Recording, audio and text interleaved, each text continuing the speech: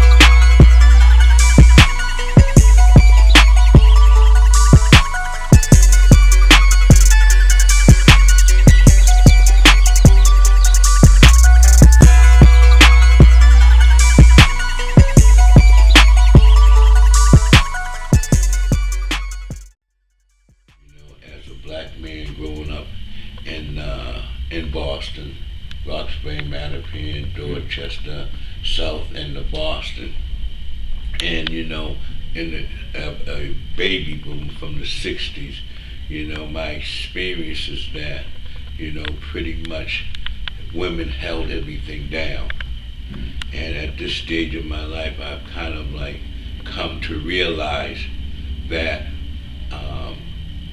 That became a problem, in the sense that if the women held everything down, it allowed men to become complacent. I feel like the African American man-child is an endangered species. I believe that, women are so great, so awesome, that they love their, sons to death, okay, without really having any, real prototype. So, I feel like, that I need to be a patriarch so that my sons can have something to look forward to as they grow and develop, I need to be that, and my feeling and sense of that is that, first you're a father, and then, as a process of raising your children, it teaches you to become a grandfather. And I look at it that way, meaning grand, meaning a little bit greater in your capacity to father as a result of already having one lifetime of fathering. So as a grandfather, it gives you another lifetime, and hopefully I'll be a great grandfather. And in any event, as a patriarch, I stand there to say that, women hold things up. Women build things and the men hold them. They talk about it takes a village to raise a child. And I think that a village consists of families. And therefore, I believe that I should really work diligently, for the sake of the families, because the families make the village. The men, traditionally go out and they're concerned about the village, we go out, we get some meat, maybe it's one, a deer or a pig or a bear or whatever it may be, but it's too much for one man to consume or one family to consume. So as we go out and we hunt together, because this is a big beast, and the reason why we hunt together as matriarchs, because we're getting food so we can come and feed all our family. Right. And so I see myself now, developmentally, I see myself as saying that this is what I want to be, this is what I want to say I am. I get on Facebook and say that because I want the male child to have some more expectation to look forward to in their own growing, instead of just thinking about a father. I'm also the first grandfather in my family in 2 generations, meaning I never had a grandfather, and my children never had a grandfather. That meaning my father died before, my children were born. And that has a lot to say with the lifespan of the African American male, with the stresses and so many other variables, that, they don't tend to live that long. And so in families, I believe if you never had a grandfather, then you never miss a grandfather.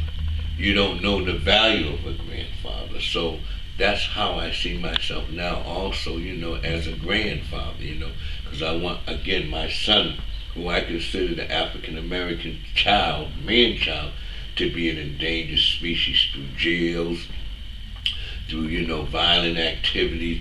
And I think a lot of that has a lot to do with us, with, no real true sense of purpose. We know how to feel good, but we've been taught about fulfillment. And I think being a grandfather is fulfilling, you know what I'm saying? I think being a patriarch is fulfilling when you're able to see yourself as bigger than you, then you ultimately will make better decisions. So this is some of the things that I see myself coming into now. Now I'm working here at the Mature Workers Program. But, and the Mature Workers Program is a program for people who are 55 years and older, who are having a difficult time, meaning that they have a certain, what they call, needs in order to fulfill, to become marketable again. And that's what this program does. In the program, I'm working in the capacity of being what they call a job developer. So I help other people with their resumes and with job leads and cover letters and, things of that nature. How I got here is I have a 35-year history of working in the field of substance abuse. I had my own issues, and, I really see myself as growing up, without a parents, without a father, I should say, believing that money was the most important thing, living a fast life. I found that living this fast life was easy and faster, if I incorporated with drugs and other chemicals. And before I knew it, I was, strung out on drugs. And I ended up going into a drug rehabilitation program. And that was the first time I had ever had really any positive, constructive, parenting, supervision, guidance, or anything in my life. And I'm very grateful for that because, as a result of going into this drug rehab program, which was called First Incorporated, which later became First Academy, which was the first drug program, residential program in the community. You know what I'm saying? So I graduated from there. And then because that was the only thing I knew other than the survival skills or tools, or trades that I developed in the process of being out in the streets, I began to take a liking to counseling and helping people. And I've been in that field starting off in residential programs like the one I graduated from. From there, I went to work in different capacities. I worked as an outpatient. From there, I became an educator, and I worked for an organization called the Freedom from Chemical Dependency Foundation. And with the foundation, I taught drug and alcohol education in private independent schools throughout the country and the world.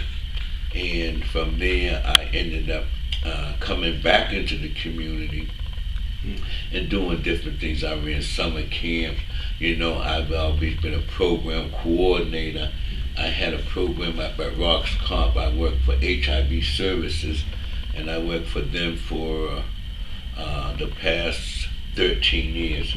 They just recently went out of business, and as a result of that, I worked in the HIV services, and then I went to work for their Medicaid Assisted Treatment Program, which is what people are known as methadone maintenance. And in the process of that, I've always been in the field. I've been working on my own recovery model, which I'm glad to say that, at this point in time, by the time I left the methadone program, I had already created my model. And my model, I'm very excited about it. It's called the 9 aspects of the awesome self. I consider it the 21st century recovery model that, will restore, the people to their humanity.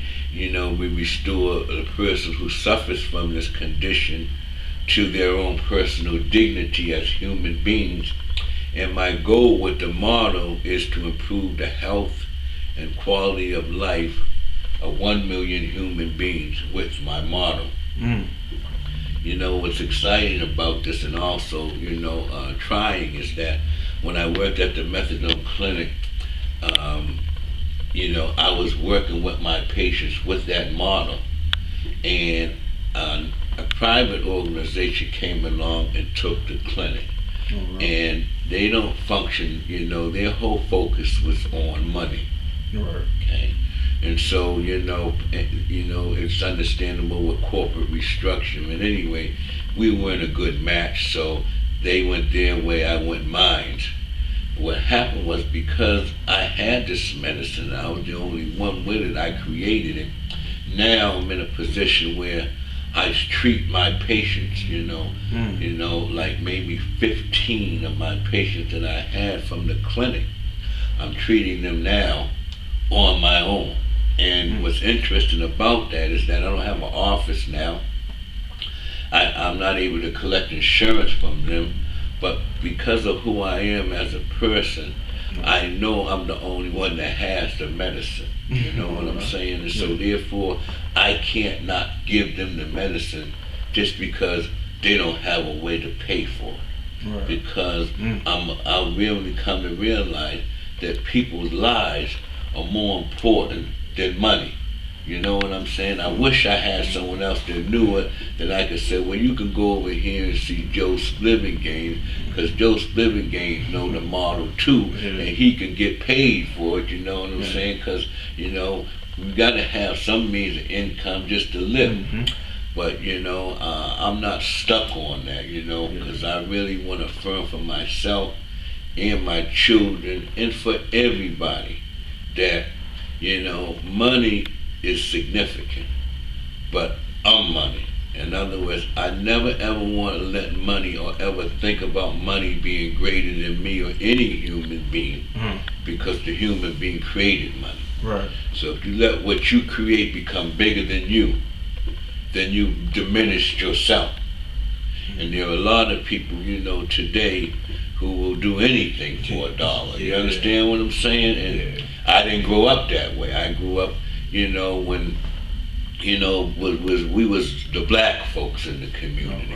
And that has some significance, because I met a lot of people and a lot of people's parents, especially people who had big families, because it didn't mean for them to have 10 people and to have another child come and sit at the table and eat dinner.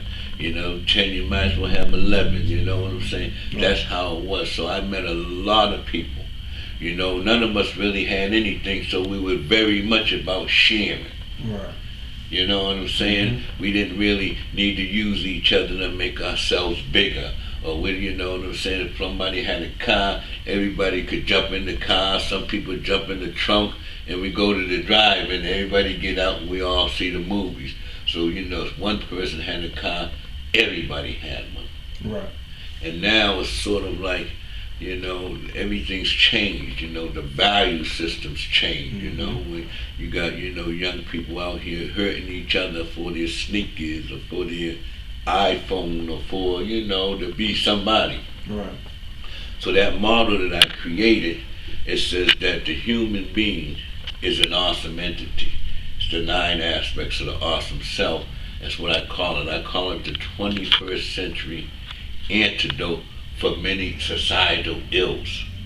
Do you have this? Do you have it like written on I pamphlet or have book it all somewhere? written it down. Yes, I do. And not only that, I have my own TV show. You know what I'm Tell us a saying? little bit more about that. So the TV show is called The Paradigm Shift. All right. Okay.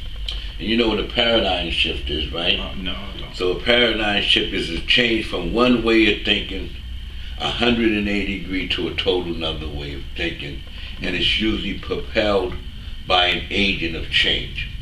So my show I call The Paradigm Shift. This is a syringe. Okay? This is part of the syringe in there how I will inject the 9 aspects of the awesome self, which is the societal antidote, first into the community. All right. So it can be absorbed into the family, Right. and then therefore be absorbed in society. So I created this TV show. It's on BNN and on Channel 23. It's a live show, and it's a movement. So matter of fact, I have my show opening up on YouTube, so you can kind of like you can hit the 9 aspects or the paradigm shift, even though there's so many of them, and you can probably see my show opening on. But that's what the paradigm shift is all about. You know what I'm saying? All right. It's about a movement to change. On to put people, to think about what's really valuable. And the 9 aspects says that every single human being, without a doubt, without exception, is an awesome entity.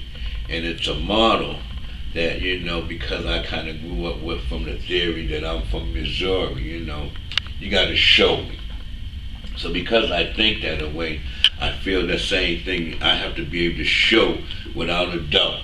Right. And so I'm very confident and very competent in terms of who I am in that model, because I know it's going to really help and save many people's lives, just like it's doing right now. Right. So that's what the paradigm shift is. That's what my model is. Okay. I feel like maybe in the future we'll definitely be able to work together, because I have my own brand I'm working on too, called Bachelor's Ambitions, and pretty much it's just to get like the single male to think more ambitious, to be more ambitious. Yes. And I feel like that's going to be a pretty big thing. And me and you kind of have like coincide as far as like ideas, we both want to, change, the mindset of society today. Because I also agree that, today, like a lot of people are, place more value in money. Like everybody's worried about, I need money for this, that, and the third, and missing like the smaller details in life, Right. It's not all about having money, So, we are money, that's Right. the way I look at that. And it's interesting because, my circle, brings me into a lot of different places, you know what I mean? Like, one of the things that I just did was I just joined a Toastmasters Club. Okay. You know what Toastmasters Club is? No. Okay. So Toastmasters Club is, I decided that I really don't want to work for anybody, okay? So I'm going to be a motivational speaker, My theory is this: I'm going to be 60 years old on this June the 22nd. And so on my 60th birthday, I feel like I finally graduated from college. We call it the University of Health. And I'm going to graduate. And at that point in time, I realized that, with the degree and the certificate I have in life, that I can pretty much do whatever it is that I want to do with value. I've come to realize that nobody gets out of life alive. You never see a U-Haul follow a hearse. And so the true value of your life will be determined by the value that you create with it. So I've decided that I'm going to be self-employed, and I'm going to make the kind of money I need to make in order to do the things that I want to do, which is I want to travel, I want to spend more time with my grandchildren and my children, and I want to perpetuate and promote the value of human life. I want to promote the value of people creating value in their life. one of the things that I should have mentioned a lot earlier is that I'm also a Nichiren social Buddhist. You know, I've been practicing this Buddhism for the past 36 years. So yeah, or maybe 38 years, May 11th, 1976. So, you know, on May 11th, 1986, it would be 38 years that I've been chanting Nam Myoho Renge Kyo, which is, you know, and this organization is also about promoting world peace, Kosa Rufu, through each and every individual obtaining their own individual, individual indestructible happiness. And so that's a concept that a lot of people don't know about. So what I try to do is I try to, you know, break my understanding down, you know, because Buddhism is basically just life and action. And so, you know, this is how I formulated and come to the conclusion that the value of your life will be determined by the value that you create with it, and that everybody's life is valuable. I think we have to really get people to stop thinking about, you know, let me get this, and let me get that, and let me get this, and let me get that, to determine how valuable I am, because it seems like that's what's going on. You know, marketing is a very, very successful business. Nobody believes they're being marketed to, but I know they're being marketed to, and they're being marketed what I consider to be, you know, a consumer's bag of goods. You know, that as long as you can consume, you know, you feel like you're all right, but things change so rapidly. You have a new addiction in my mind now. You have an addiction called consumerism. And I think that, you know, the amount of debt that people are in, the things that people do, the way that people feel, believe, they feel like they don't need anybody. And I think that's because they've been caught up, they've been sold a bill of goods to tell them as long as I can get this and get that, I'm gonna be all right. And they don't really know that, you know, life is, you know, you're dependent, everybody. And then we have this sense of independence. And I think at that point in time, that's when we get stuck and we get lost, because we think independence is really it. But I've come to realize and know that there is interdependency. No one is independent. No one can exist on their own with nothing else. So we're interdependent with everything else in life. And there are other things in life that are really, you know, more significant than us, in the sense that it can exist without us, but we can't exist without it. Like, we can't exist without the trees. Right. We need oxygen, but the trees can exist without us. Right. You know what I'm saying? If we don't stop and think about how we really treating this planet, we're gonna see that. Right. But everything else gonna be here for some new species or something. But we're gonna do so much damage to the planet, to the ozone, to the, you know, to the earth, that it's not going to be inhabitable for us, or many of us. I guess we'll always mutate, and there'll be some that'll be able to still live. But, you know, we can see that now, how things are going. The winters are brutal,